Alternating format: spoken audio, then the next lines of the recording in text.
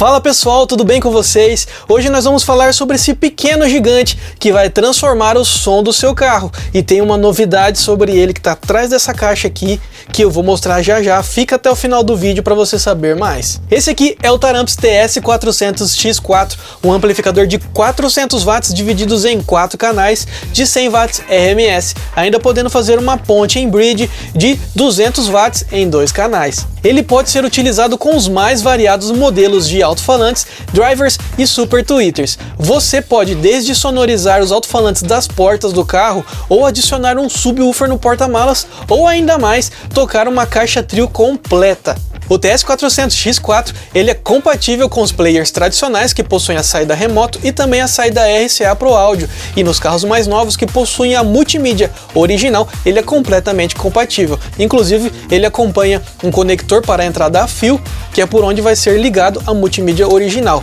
E com isso e o sistema Taramps de acionamento automático, com toda a segurança, o amplificador vai ligar e desligar assim que você ligar e desligar a multimídia original do veículo.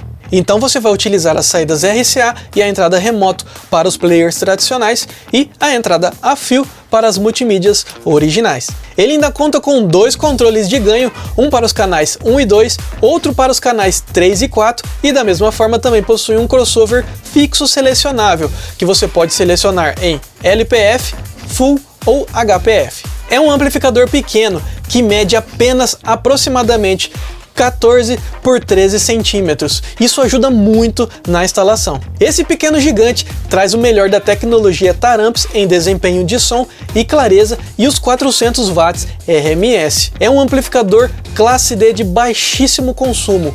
No seu máximo consumo musical, ele chega no máximo 16,5 amperes. Um consumo muito baixo e muita potência. E agora a novidade. O Taramps TS400 acaba de ganhar uma nova versão na cor preta. Então se você quer potência, qualidade e estilo com essa nova cor, esse produto Taramps é pra você. Gostou desse vídeo? Então já deixa o like e não se esqueça de compartilhar ele com o máximo de pessoas que você puder. Forte abraço e até o próximo vídeo.